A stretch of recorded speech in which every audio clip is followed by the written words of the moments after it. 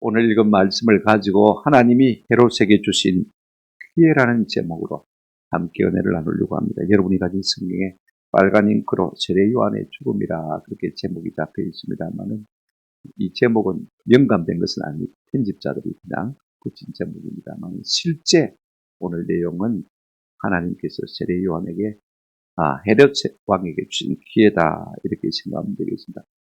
아까 제가 말씀드렸죠. 이 종교개혁 몇 주년입니까?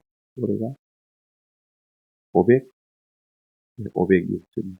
쓸데없는 것은 여러분 검색을 잘하는데 진짜 필요한 것은 검색을 안 하시다고 보니까 우리가 지난 시간에 예수님께서 고향 나사렛에서 배척을 받으셨습니다. 고향에서 배척을 받았으니 마음에 낙심이 많이 있지 않겠습니까? 그럼에도 불구하고 우리 예수님은 베드로의 어깨를 기대고 울지 않으셨습니다. 오히려 온 성과 각처를 돌아다니면서 더 강력하게 복음을 전하셨어요. 그런가 하면 드디어 제자들마저도 둘씩 보내면서 그죠?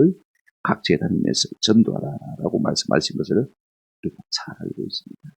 그리고 갈 때 아무것도 가지고 가지 말라. 왜 가지고 가지 말라고 하냐면요. 전도는 누구의 일입니까? 하나님. 아멘? 내가 염려할 필요가 없어요. 그냥 나가기만 하면요. 하나님께서 우리의 모든 필요를 채우시고 만날 사람들을 만나게 해주실 줄로 믿습니다. 우리가 복음을 위해 살면 복음이 너무 귀하기 때문에 하나님이 모든 것을 책임져 주신다. 그 말씀이었습니다. 뿐만 아닙니다. 복음을 받지 않으면 그것 때문에 낙심하지 말라고 했습니다. 그냥 이방인처럼 여기라 먼지를 떨어버리라 그랬습니다. 이렇게 제자들이 복음을 전했더니 그 결과가 어떻게 됐느냐. 오늘 14절 첫 부분에 한번 보시기 바랍니다. 이에 뭐라고 했습니까? 예수의 이름이 드러난지라. 할렐루야. 주님이 시키는 대로 했더니 예수의 이름이 온 갈릴리 지방에 확 충만하게 드러난 것을 볼 수가 있습니다. 그 다음 이어서 이런 말이 나오는 것을 볼 수가 있습니다. 헤롯 왕이 듣고 그랬습니다. 여러분 왕은요. 구중궁궐에 갇혀 사는 사람입니다. 민간의 소식이 종처럼 전파될 수가 없는 곳인데 그죠? 얼마나 예수님의 소문이 광명하게 났던지 구중궁궐 같은 곳에 갇혀 사는 왕에게도 이 예수의 소문이 뭐했다? 들렸다. 그렇게 말하고 있는 것을 볼 수가 있습니다. 근데 오늘 본문은요. 우리가 문정 구조를 가만히 살펴보게 되어지면 예수님의 전도 사건입니다. 그죠? 자, 13절까지 예수님께서 제자들을 통해서 전도하지 않습니까? 그죠? 예수를 그들이 나갔더니 제자들이 나가서 전도하니까 많은 병자들이 낫고 귀신들이 쫓겨났습니다. 그죠? 그 다음에 여러분 보시기를 바랍니다. 30절을 보면 이제 다시 이어지는데 사도들이 예수께 모여 자기들이 행한 것과 가르친 것을 낱낱이 마더라 고하더라. 전도 보고를 합니다. 그런데 중간에 끼어있는 것입니다. 우리가 이런 걸 갖다가 샌드위치 스토리라고 그러죠. 그 샌드위치를 먹어봐서 잘 압니다만은 겉에는 빵 조각이 있습니다. 그 안에 들은 야채하고 고기가 진짜입니다. 그걸 싸서 먹기 위해서 우리가 빵 쪽을 갖다 합쳐서 먹지 않습니까? 그러니까 이 속에 있는 이야기가 진짜 중요한 거예요. 사이에 낀 이야기지만은 진짜 중요합니다.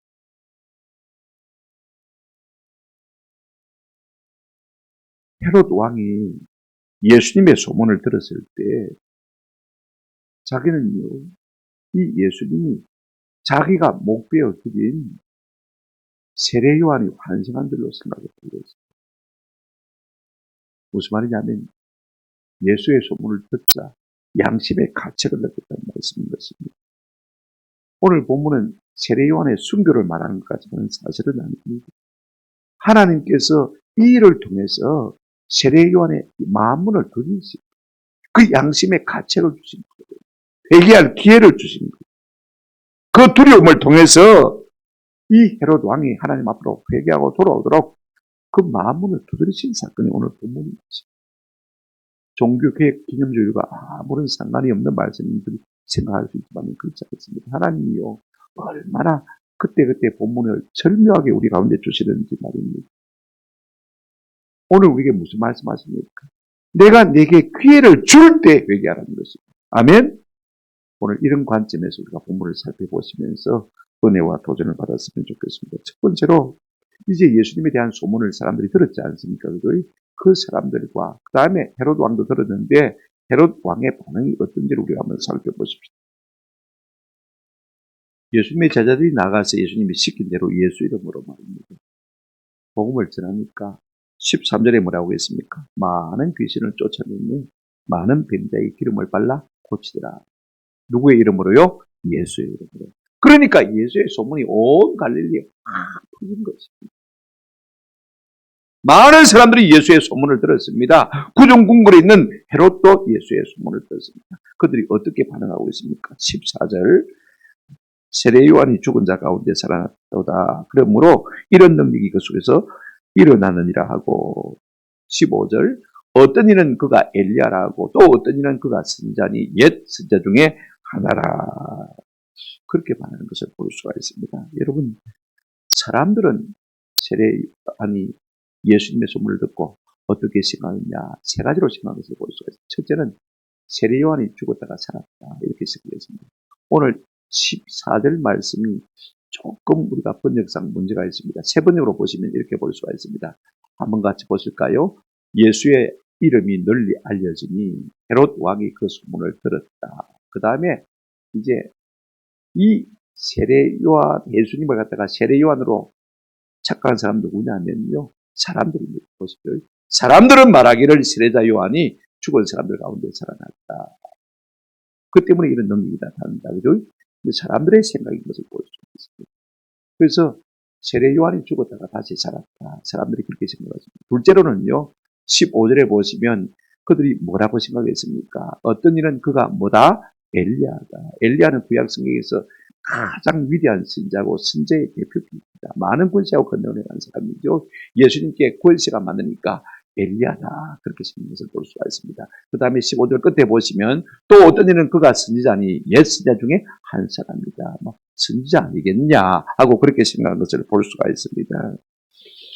예수님을 생각하되 이렇게 세 부류의 어떤 예수님이 사람의 위대한 사람의 환생인 정도로 생각하고 있는 것을 볼 수가 있습니다. 그렇다면 갈릴리의 분봉왕인 헤롯 왕은 어떻게 생각했는지 한번 보십시다. 16절 한번 같이 보시겠습니다. 넘기셔서 16절 헤롯은 듣고 이르되 내가 목벤 요한 그가 뭐였다? 살아났다 하더라. 지금요 예수에 대한 소문을 듣고 구중궁궐에 갇혀 사는 헤롯 왕은 어떻게 생각했냐면 자기가 자기 입으로 고백합니다. 내가 목베어 죽인 세례 요한 그가 다시 뭐했다? 살아났다. 계속해서 그 말을 듣고는요. 우리말에는 안 나와 있습니다만 에레곤이란 말은 위하려거든요. 계속해서 혼자서 속으로 중얼거리는 것을 말합니다. 왜 내가 목베어 죽인 세례 요한 그가 다시 살아났다고 그렇게 자꾸 중얼거리고 있습니다. 왜 그렇죠? 뭐 때문에 그렇게 생각할까요? 양심의 가치에 있는 것입니다. 세례 요한 죽은 일을 갖다가 지금 예수님의 소문을 들으면서 찔림을 받고 있다는 그 이야기인 것입니다. 그러니까 지금 헤롯 왕의 양심이 정상적으로 작동하고 있습니까? 비정상적입니까? 정상적으로 작동하고 있는 것입니다. 여러분 양심은요. 죄를 졌을 때 찔리는 것이 정상입니다. 죄를 짓고도 아무런 찔림이 없다면 그것은요. 이미 죽은 양심입니다. 지금 이 헤롯 왕의 양심은 그래도 아직 살아서 작동하고 있다. 근데 문제는 뭐냐면 제자들이 나가서 열심히 예수가 하나님의 아들이라고 전했을지도 불구하고 말입니다. 사람들은 여전히 자기 생각대로 예수를 생각하더라 그 말인 것입니다. 어떤 사람은 세례 요한이 죽었다가 살았다. 어떤 사람은 엘리야다. 어떤 사람들은 옛 선자 중에 한 사람입니다. 저는 우리 모두가 성경대로 믿는 은혜가 있기를 주님의 이름으로 축원합니다. 자기 생각을 섞어서 믿으니까 말입니다. 예수를 10년 믿어 20년 믿어 삶의 변화가 없는 것입니다. 한번 더 합시다. 예수님은 하나님의 아들이십니다. 하나님의 아들이시면 우리가 두려워해야 될 뿐인 것입니다. 우리의 주님이십니다. 마태복음 16장 16절 베드로가 그렇게 고백하지 않습니까? 주는 그리스도시요 살아계신 하나님의 아들이십니다. 무슨 말입니까? 예수님은 나의 구원자이십니다. 예수님은 나의 하나님의 아들, 나의 하나님이십니다. 아멘. 이와 같은 고백이 우리 가운데 좀 있기를 주님의 이름으로 축원합니다. 속담에 반풍수 집안 망친다는 말이 있습니다. 차라리 모르면 참 좋았을 텐데 안다고 하는 것이 어중간하게 알아가지고 일을 망쳐놓은 일들이 많습니다. 오늘 우리의 선입견, 우리가 가지고 있는 선지식들, 잘못된 지식들이 참 우리로 많다는 것을 보죠. 제가 중학교에 때 우리 공사 스님 그랬다고 언니라 예수님이 십자가의 골고다를 지고 올라가면서 11번 쓰러졌다면서. 제가 그랬습니다. 성경에 그런 말 없는데요. 그래도 선생님이 하신 말씀이 선생님이 그러면 그런 줄 알아라 그러더라고요. 아니, 아무들 합시다. 성경대로 알고 성경대로 믿자. 이게 참 중요해요. 두 번째로 우리가 생각할 것은요. 과거에 세례 요한을 대했던 헤로드 왕의 처신을 우리가 한번 살펴보십시오. 이제 과거 이야기가 나오거든요. 왜냐하면 예수의 소문을 들은 세례 요한이 뭘 생각했습니까? 헤로드 왕이 자기가 목베어 죽인 세례 요한이 다시 살아났다고 생각했습니다. 그러면 이게 무슨 이야기인가? 마가복음 저자는요. 우리가 생소하게 들을 수 있으니까 말입니다. 그 이야기 스토리를 지금 과거에 있던 이야기를 우리에게 들려주려고 하는 것을 볼 수가 있습니다. 잠시 돌아가서 그죠? 타임머신을 돌려가지고 이제 헤로드 왕이 세례 요한을 목베어 죽이게 된 이유와 그 과정을 우리에게 잠시 이야기를 해주고 있습니다. 자, 본문을 살펴보십시다. 그렇다면 과거에 세례 요한과 그죠? 이 헤로드 왕의 인과관계가 어땠는가 한번 살펴보시기 17절 보시기 바랍니다.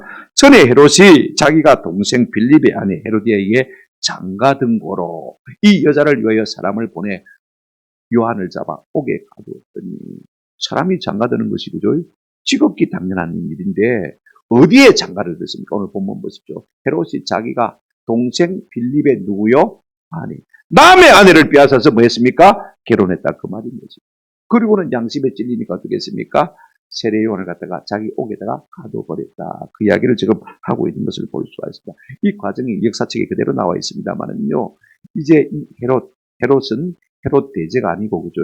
그 아버지 대왕은 죽었고 예수님을 죽이려고 했던 헤롯 대왕은 죽었고 이제 예수님이 30세가 됐으니까 한 시대가 지나고 그 아들 안디바, 헤롯 안디바가 지금 왕이 되었을 때입니다. 그래 그가 로마에 가서 분봉왕 직위를 얻어오는 것입니다. 오다가 동생 빌립, 배가 따른 동생 빌립의 집에 들렸습니다. 그게 며칠 머무는 동안에요. 그 아내 헤로디하고 눈이 맞은 것입니다. 눈빛을 몇 번 주고받다가 서로 말이 통했습니다. 니 내하고 살래? 살죠. 근데 조건이 있어요. 지금 살고 있는 당신의 아내하고 이혼을 하면 내가 결혼하겠어요. 왕 같으면요. 야 시끄럽다 무슨 소리 하노? 첩으로 오란 말이지 뭐 네가 본처로 오란 말이다. 그죠? 그랬을 터인데 아마 인물이 상당히 이뻤던 것 같아요. 그러니까 그냥 그래 내가 이혼할 테니까 내하고 살자 그랬습니다. 그래서 조강지처하고 이혼을 하고 이복 동생 필립의 아내와 결혼을 한 것입니다. 이것이 배경이라는 것을 여러분 기억하시기 바랍니다. 그랬더니요 갱건한 유대 사회에서 난리가 났습니다. 아니 평민도 아니고 왕이라는 사람이 어떻게 윗물이 아래물을 저렇게 허리도 흘릴 수가 있습니다. 저렇게 할 수가 있습니다. 여러분 뇌이기 20장 21절 말씀을 보시면요. 성경이 명백히 우리에게 말하고 있습니다. 누구든지 그의 형제 아내를 데리고 살면 한번 따라 합시다. 더러운 일이라.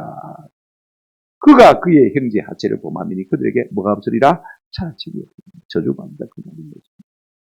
여러분 이렇게 살기 때문에 하나님께서 가나안 땅을 갖다가 빼앗았어. 그죠? 이스라엘 백성에게 준 것 아닙니까? 그 죄 때문에 하나님께서 가나안 땅을 심판하신 것입니다. 자, 우리 가운데 이와 같은 죄악이 있으면 하나님이 우리 땅을 멸하실 터인데 온 세상에 이와 같은 죄로 물들면 어떻게 되겠느냐?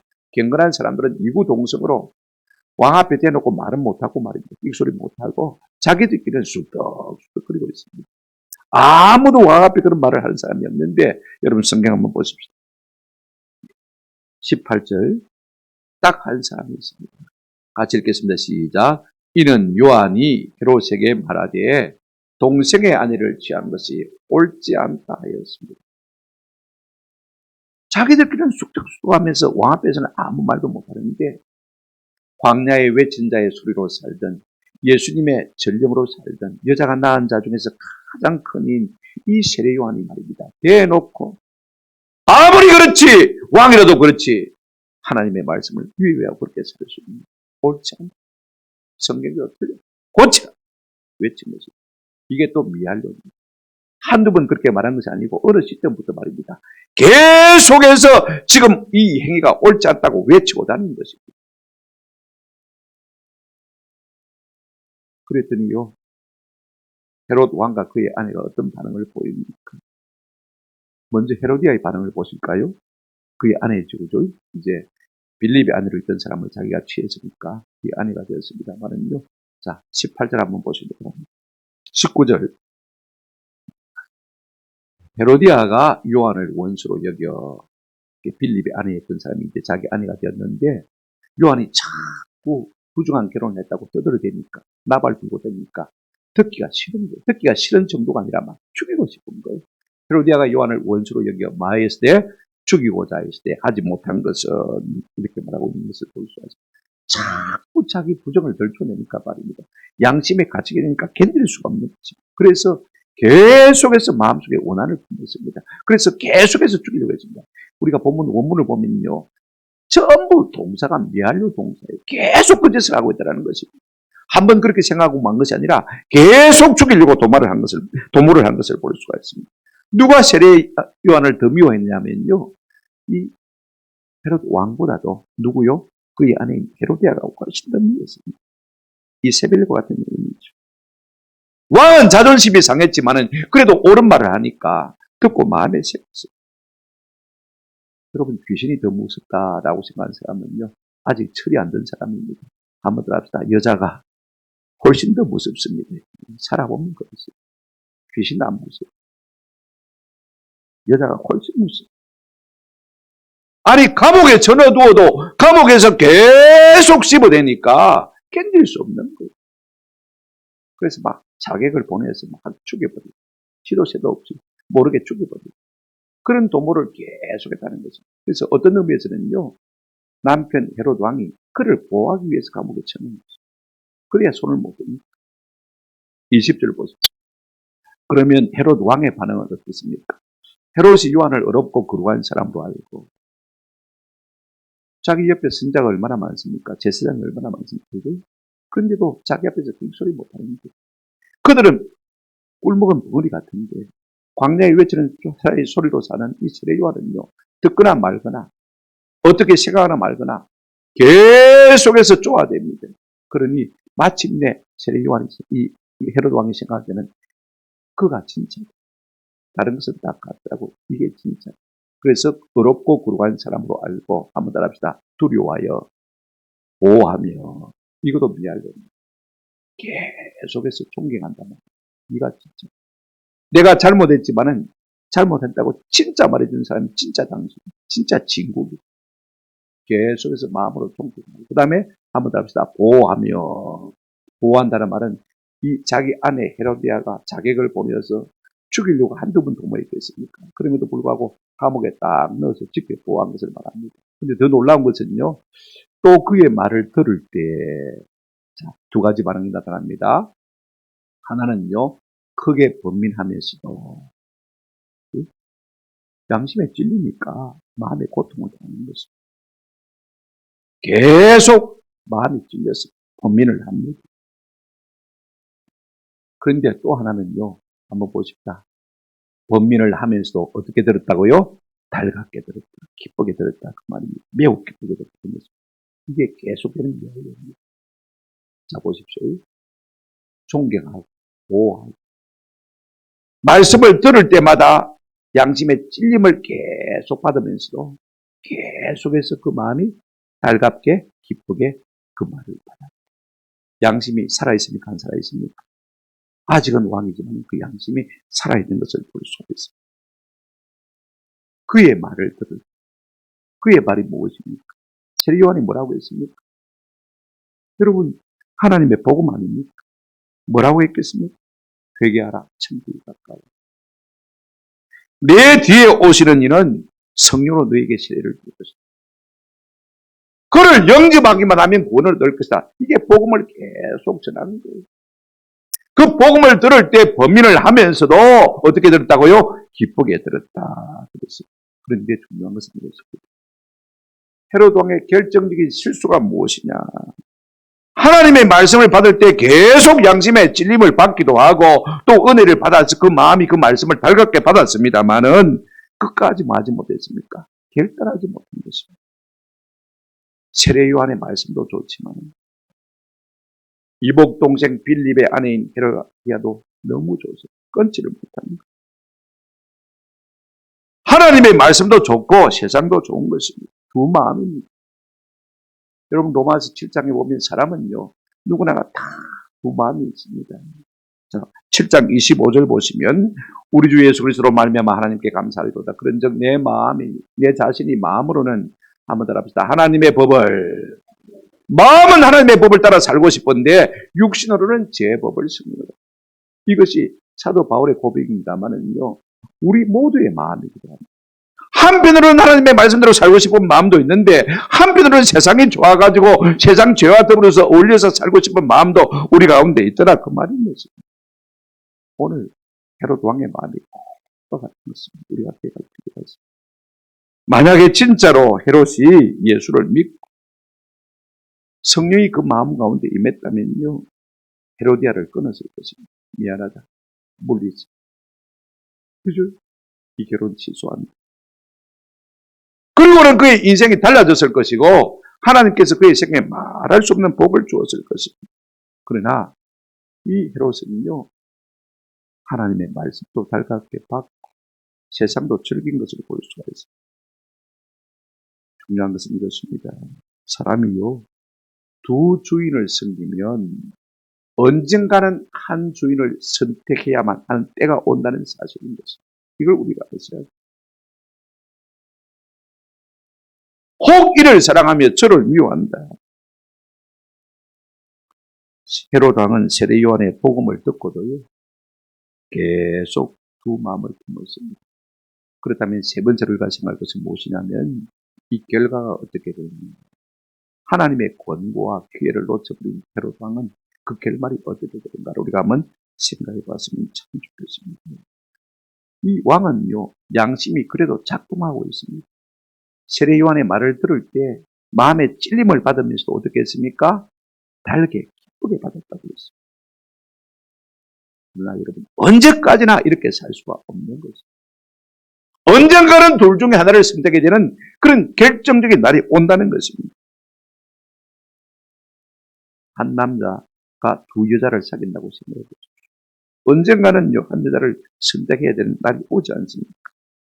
우리가 세상과 하나님을 사랑하고 동시에 사랑하고 오늘까지는 그렇게 살고 있습니다만은요 언젠가는 세상을 취하든지 하나님을 취하든지 결단의 날이 온다는 것입니다.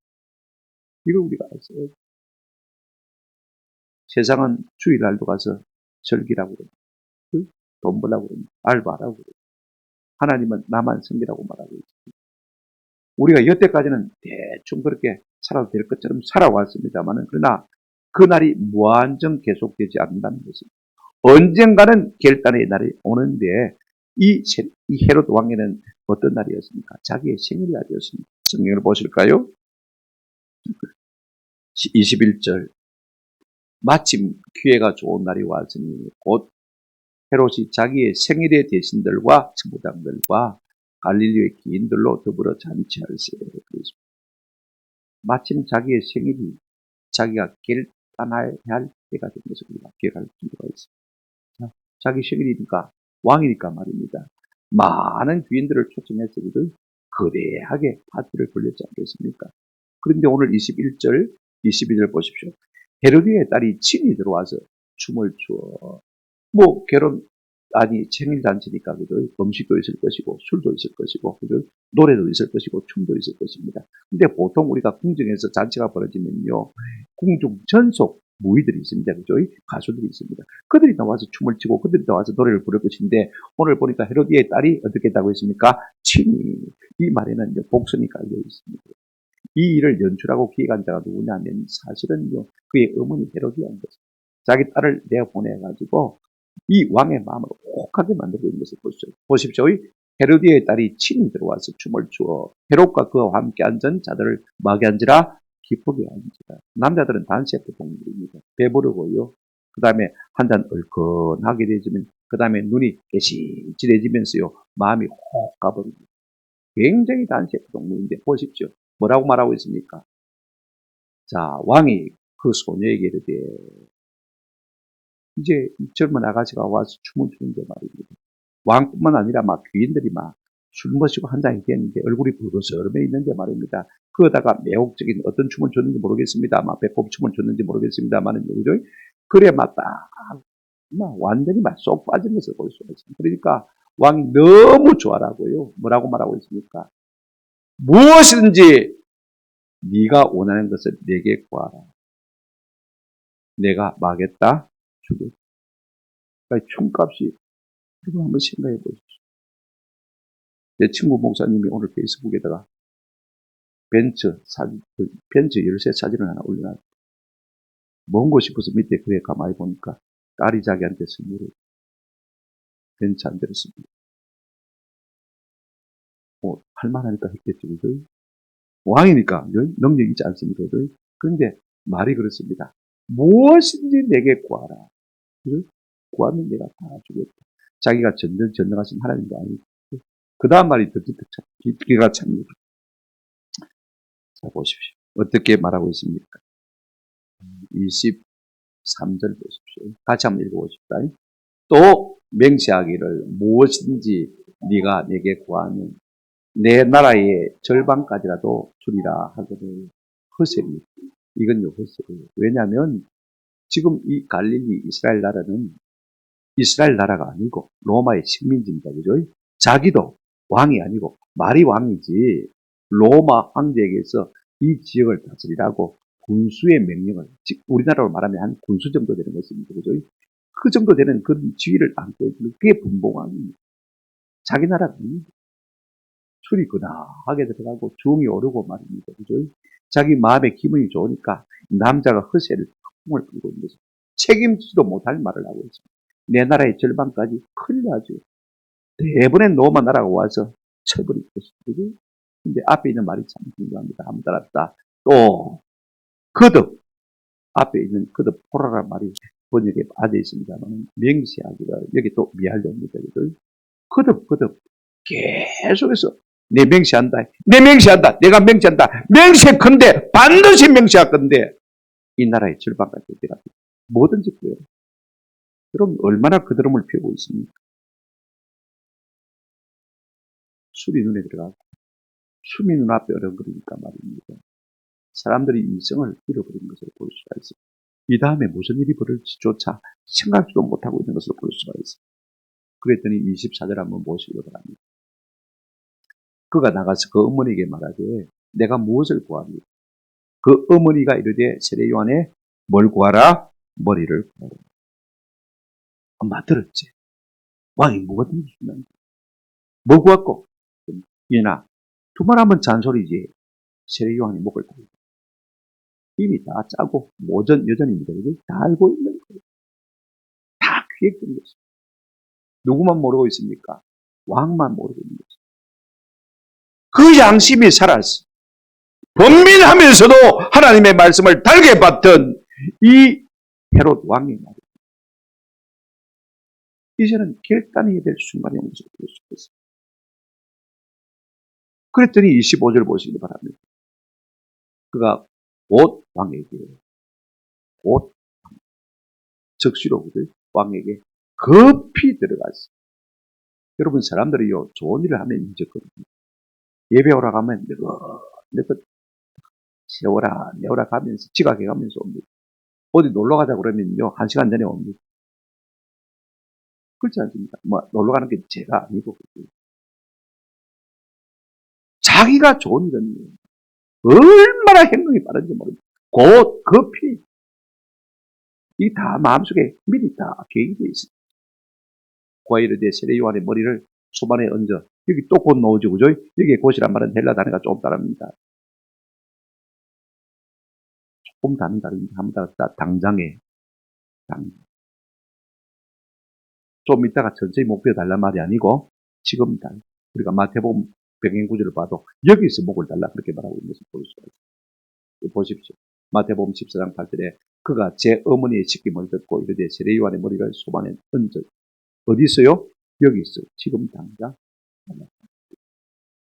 독하지. 여자들이 독합니다. 여자가 하늘 부르면 온유에 뭐가 낀다고요? 설득.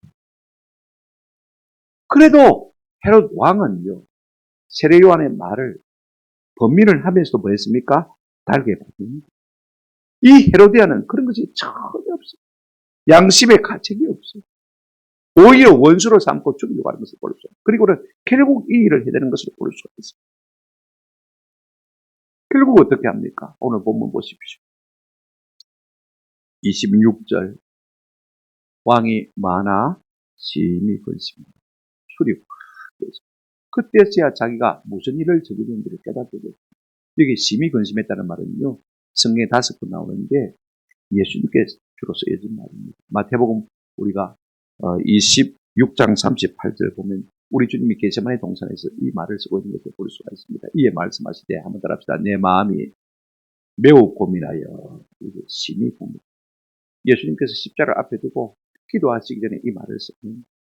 지금 이 헤롯 왕의 말입니다. 세례 요한의 목을 달라는 이야기를 듣고는 술이 확 깨서 정신이 들면서 억수로 고민한 것입니다. 죽게 될 정도로 고민합니다. 그럼 우리가 어떻게 되겠습니까? 이 정도로 마음에 고민했다면 나의 뜻대로 마옵시고 아버지의 뜻대로 하옵소서. 예수님처럼 그렇게 되는데 그죠? 결국은 누구의 뜻대로 했습니까? 누구의 뜻대로 했습니까? 자기 아내 헤로디아의 딸, 자기 딸 살로메의 뜻대로 한 것을 볼 수가 있습니다. 이것이요 대부분의 남자들이 하는 실수입니다. 허세를 부립니다. 마음은 안 그래야 되는지 알죠? 그런데 그 허세 때문에 하나님의 뜻을 거스르고 자기 인생도 망치는 것을 볼 수가 있습니다. 절대로 그래서는 안 된다는 것을 알고 있습니다. 그래서 근심합니다. 그런데 자기가 내뱉은 말이 모든 고귀한 대작들 앞에서 뭐라고 했습니까?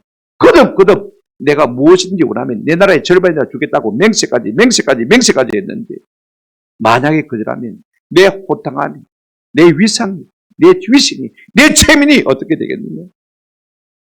많은 분들이 교회 나가는 것을 부끄럽게 생각합니다. 직장에 나가서 예수 믿는 것을 숨깁니다.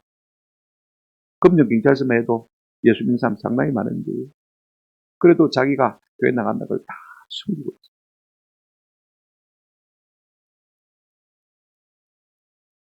부끄럽게 있어요.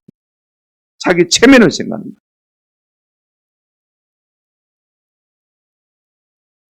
내가 내 체면 챙기려고 하면요. 될 수 없습니다. 그러나 우리가 하나님의 영광을 드러내려고 하면 하나님께서 우리의 모습을 존귀케 만들어 주실 줄로 믿습니다. 큰 근심이 일어났지만 결국은요. 자기 체면 때문에 세례 요한의 목을 베어주라고 하는 것을 볼 수가 있습니다. 왕이 심히 근심하나 자기가 맹세한 것과 그 앉은 자들로 인하여 거절할 수 없는지라. 그 다음 절 보시기 바랍니다. 뭐라고 했습니까? 27절. 성경 한번 보십시오. 27절. 그가 27절 왕이 곧 시병 하나를 보내어 요한의 머리를 가져오라 매가니 그 사람이 나가 옥에서 요한의 목을 베어. 28절 그 머리를 수반에 얹어다가 소녀에게 주니 소녀가 이것을 그 어머니에게 주니라. 결국은 체면 때문에 자기가 의롭게 여기고 거룩하게 여기고 국기에서 보호하며 존경하던 세례 요한의 목을 달랑 날려버린 것을 볼 수가 있습니다. 이율배반적으로 행동한 것이죠. 그는 결국 두 주인을 섬기다가 아내를 택한 것을 볼 수가 있습니다. 오늘 우리의 인생의 주인은 무엇입니까? 돈입니까? 명예입니까? 출세입니까? 체면입니까?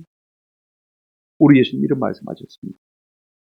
마태복음 6장 24절입니다. 마태복음.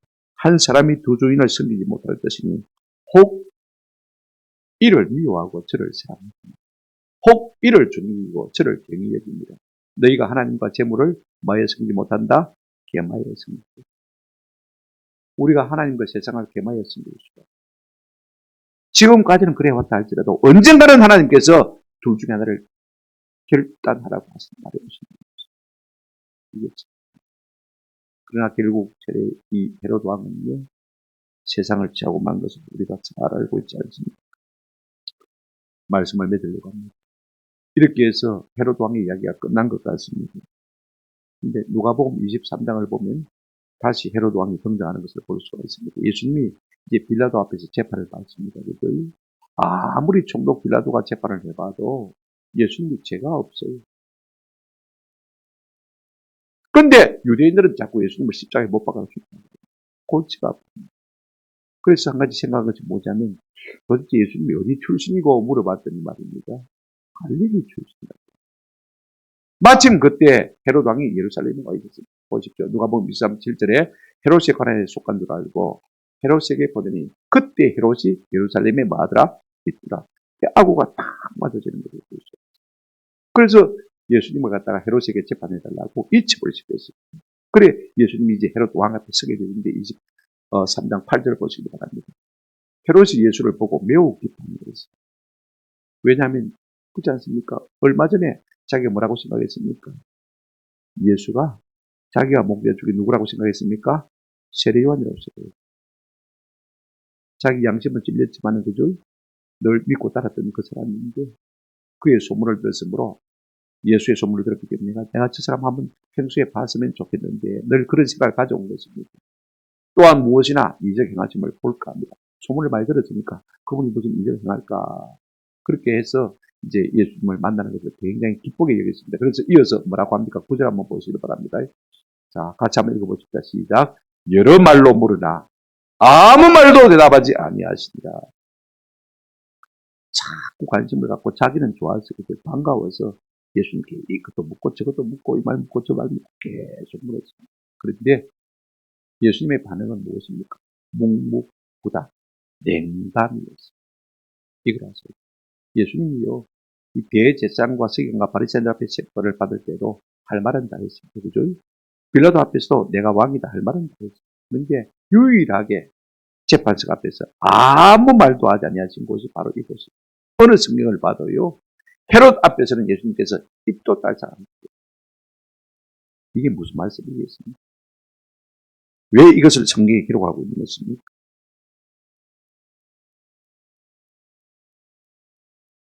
왜 예수님은 헤롯 앞에 냉담했을까? 한번 더 하십시다. 은혜는 간섭, 잔소리, 말씀하시고 또 말씀하시는 것이 은혜입니다. 아멘? 그러나 하나님이 우리에게 아무 말씀도 하지 않는 것은 버립니다. 저주입니다.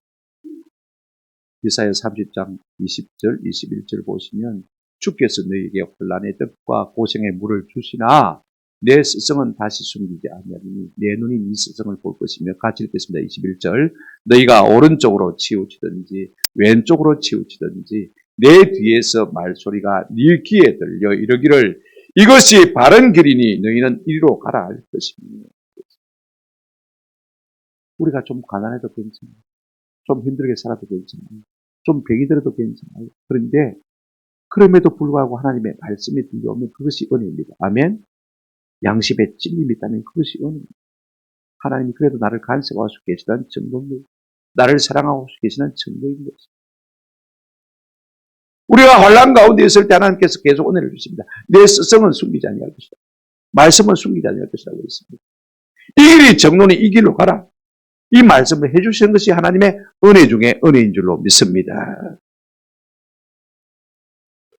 헤롯이 그렇게 예수님을 만나기를 원하다가 만나서 너무 좋아가지고 이 말도 묻고 저 말도 묻고 이 말도 하고 저 말도 하고 애타게 예수님의 말씀을 한번 들어보려고 그렇게 애를 썼습니다만요. 예수님은 한마디 말씀도 하지 않으셨어요. 이게 무엇입니까? 한번 들어봅시다. 벌입니다. 돈이 손해가 보는 것을 버려야 합니다. 건강에 조금 이상이 생기는 것이 되죠. 하나님의 말씀이 내게 들려오지 않는 것이 벌주게 버린 줄로 믿습니다. 우리가 말씀을 듣다가 시종일관 말씀이 안 들려와요. 아이고, 설교 기도가 좀 짧게 하면 됩니다. 장로님 보고 목사님 설교 10분만 빨리 하라고 그러죠. 그냥 짜증이 나요. 이것이 버린 거예요. 이것이.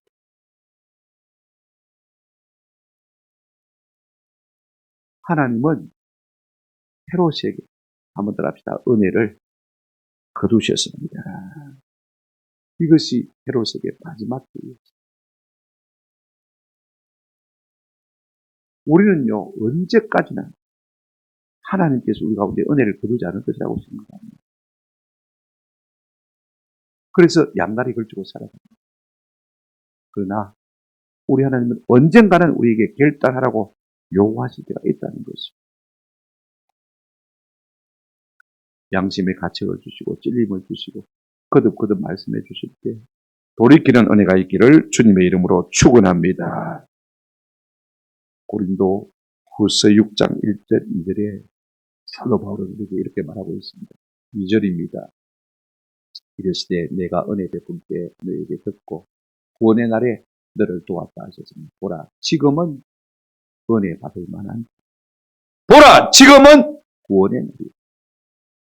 때가 지나가면 은혜도 구원도 없어질 때가 있다는 사실을 우리가 기억할 필요가 있습니다. 오늘 종극의 기념주일입니다. 이스라엘의 요시야 왕도요 종극회를 일으켰습니다. 자기는 앞서서 열심히 일으켰지만 백성들이 따라주지 않습니다. 히스기야 왕 때는 백성들이 따라줬는데 요시야 왕 때는 전혀 따라주지 않습니다. 그래서 하나님께서 극약 처방을 하신 것을 우리가 볼 수가 있습니다. 요시야 왕을 먼저 불러요. 저들인가요? 아니. 요시야 왕을 먼저 불러가신 다음에 그 다음에 유다를 타작하기 시작했습니다. 바벨론 군대를 보내서 완전히 타작하게 하죠. 남은 사람은 도로 끌어가고 나라가 망하고 없어졌습니다. 요시야야, 너는 내 마음에 좋거든. 네가 이 고생 관람케 하고 내 나라에 와서 좀 쉬고. 오늘 우리에게 하나님의 말씀이 달게 들리는 것은요. 그래도 하나님께서 우리 가운데 은혜를 베푸시고 있는 것입니다. 그러나 말씀이 우리에게 더 이상 돌려오지 않는다면 그것은 벌받을 길인 것입니다. 마지막 길인 것입니다. 오늘 이 말씀 우리가 기억하시면서 마음에 새기있습니다. 우리가 어찌하든지 말씀이 우리에게 들려올 때 결단하고 우리의 삶을 바꾸는 은혜가 있기를 주님의 이름으로 축원합니다. 아멘.